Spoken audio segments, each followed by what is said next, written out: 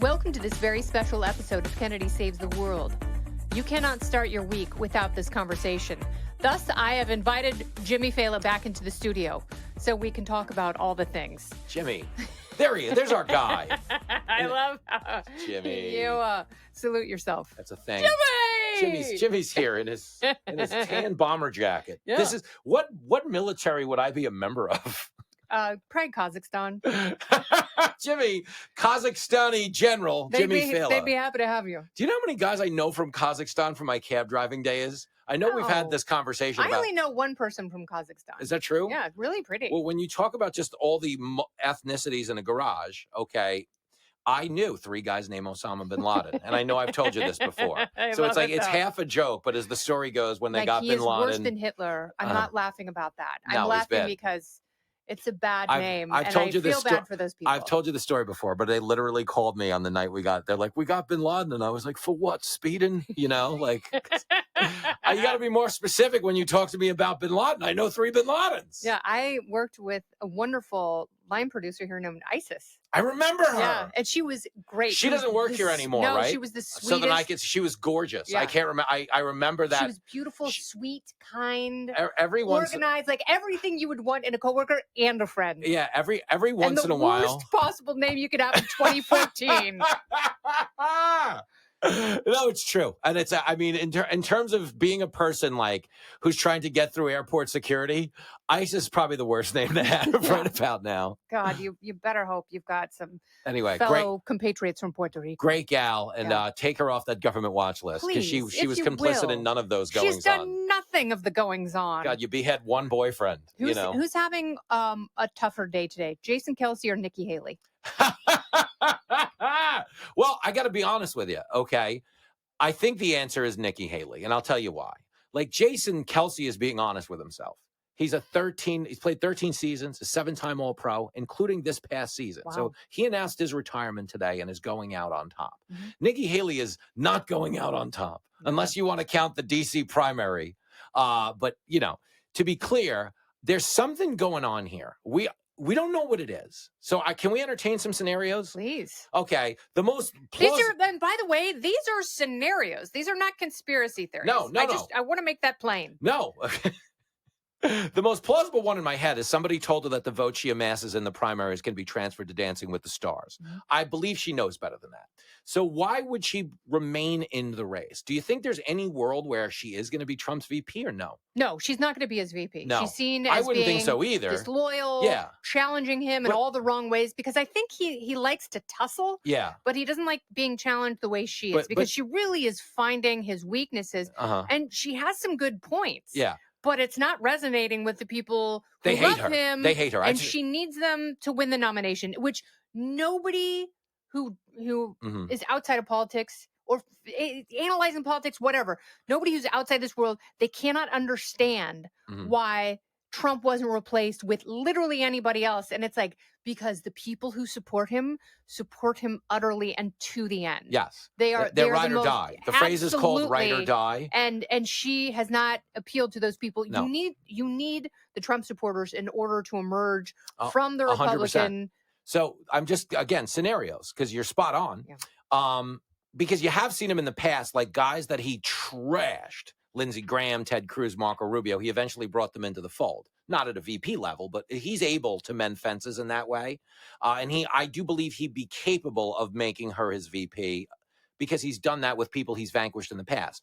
That being said, your point about her alienating the entirety of his base is true. So what would the next scenario be? Is she running third party? I'm just asking out loud. I don't know the answer. So if there's no path, what is she doing? Realistically, there's no one person who could run third party who could get enough votes. Yeah. But you have to start teaming people up in order to challenge Trump or Biden. And, it's like you have to look at her and RFK. He doesn't want to be anyone's vice presidential candidate, especially on a losing ticket. Yeah. He'd rather go down with a losing ship as its captain. Oh yeah, no, because also if there's a 45% chance you get assassinated, you at least want to be at the top of the ticket when it happens. You don't want to be the Kennedy that goes down as a third party VP nominee. No, absolutely Talk not. about low rent. But I could see her and Joe Manchin. Yeah. And people going, well, I like plain oatmeal for breakfast with no milk or brown sugar. But you're going to laugh, but Quaker sells a lot of that oatmeal. They do sell as a lot much of as we like the razzle dazzle apples and cinnamon oatmeal, and it is good. And I love a good cinnamon swirl. I do too. But I love right apple cinnamon oatmeal is fantastic. But a lot of people run it between the tackles and they get the plain oatmeal. And if ever there was a year for plain oatmeal, it's this one. Don't go anywhere. More Kennedy Saves the World right after this. Can we talk cooking for 2 seconds? Yeah, please. Okay, so I made McGriddles at home yesterday. So having celiac, there are certain things I will never be able to have again. And McDonald's McGriddle is one of them. And I'm talking about the 2 pancakes with the sausage and the cheesy scrambled eggs. Like, it's really the finest breakfast sandwich, and I miss it terribly. So I made that. Good. I made little tiny pancakes that were the size of the chicken apple sausage patties with like perfect, beautiful scrambled eggs and American cheese. Like, God, I'm so horny right now. That's what the tour manager said. He said, I've never, and he, I guess to his credit, had never had a McGriddle. And I'm like, well, don't ever have one because this is better. And this is all you need to know. I repurposed the batter. I added a mashed banana and protein powder and made protein pancakes today, and they were fantastic. And it worked. It totally worked. Good. I'm so hungry now. I mean, shame on it's you. like, Steve Ducey, and from whom you crib and copy. I've absconded so many Ducey recipes. He is so good at repurposing things. Yes.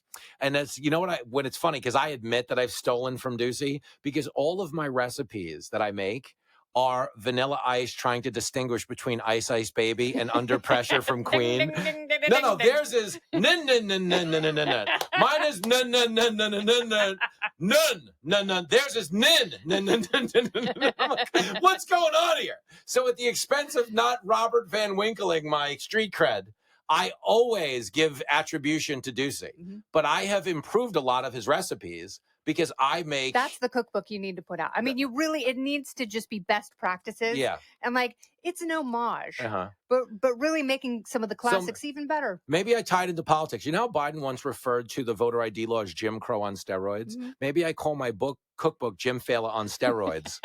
And I reveal my dieting tricks to the American people. But the funny thing is, it's really not about building muscle and losing weight. No. It's just about bulking. We're just bulking up, man. Do you want to know what happened to me since we're talking about food really quick? So you know this. I'm doing like a sort of high protein. It's not an Atkins. We call it a Fatkins because I haven't completely eliminated carbs. No, I'm not getting skinnier. Need carbs. And I eat them. And I eat plenty of glorious protein. I've never eaten better in my life in terms of my happiness with my intake. Right. But it's manageable. That being said, this Friday, my cousin Tommy, who's the head chef of the Utah Utes football team out in Utah, picks me up. I get right in the car and give him the speech because I got to hold my life together because he's a great, glorious burnout. Okay. So I said, oh, man, I'm a really boring guy to hang out with. I'm sorry. I'm eating like healthy right now. I'm trying to keep it together on TV. He's like, yeah, I made you a pizza on the way here. Guy made me a homemade pizza. Am I going to be the guy who drives 3 hours and doesn't eat your homemade pizza? Can you imagine? No, you know, tacky and rude that is? The miserable person who does that? No, what a garbage human you would be. Okay. So I do. I eat the whole pizza and it goes right out the window, but it was where every bite of it was magical. Just magical. No, but that's if you're gonna eat something like that is kind of a cheat day, then enjoy every bite of it. Don't eat it too fast. No, I took enjoy it. 5 slices, man. Goddamn right. America. Yeah, that is America, and that is love. USA. I mean, cheers to all the food nurturers. Thank you. Who cook with their hearts to bring people together and make them happy. Thank you. Because it really is. I mean, politics is completely crap the bed. So no, it's garbage. Some good home cooked food is all we have. Agreed. And the only other thing I would add to that, knowing that we're heading into the big week of Super Tuesday and all these legal challenges and everything else, is wherever this road goes, I think what you and I represent more than anything is we're the chill the F out people. Yeah. And food is such a pivotal part of the chill the F out process. Cooking, hanging, whatever. Isn't that what we are at the end of the day? Just life's third base coaches. We're just sending the runner. That's all you and I do. That's all we're doing. We're just sending the runner, But folks. guess what? We're trying to send the runner with some healthy stuff that tastes absolutely fantastic. Thank you. We're trying to send a runner that won't be out of breath by the time he makes it to home plate. I ran 8.5 miles today. All right. Well, I drove a legitimate 20. I drove. So I did you. I don't mean to compete, but I did outdo you today. So you're going to have to do better next time. Still not quite the drive from Cleveland to New York that we made. We've covered some ground over the years. Jimmy, and I'm like, between nodding off. Do you want me to drive? Jim, do you want me to drive? No, maybe in an hour. I'll let you know. Somebody worked hard to put in those rumble strips. And I'll be damned if his greatness is not going to be recognized for a good percentage of the drive. He deserves acknowledgement. So there it is. All right. Well, we'll see if Nikki Haley hits the rumble strip tomorrow and if she's completely veers off the highway. No, Nikki should let you drive. She's ignoring them all. Sparky, shut out the light and come back to bed. It's the scene in Vacation where Chevy Chase drives off the freeway. Yeah. Oh, that's great. She would Thelma and Louise me.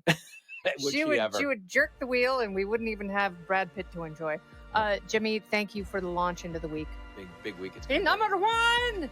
This has been Kennedy Saves the World. Along with Jimmy Failla, I'm Kennedy. Listen ad-free with a Fox News Podcast Plus subscription on Apple Podcasts, and Amazon Prime members can listen to this show ad-free on the Amazon Music app. Oh, go ahead and leave me a review while you're there. I'd love to hear what you have to say.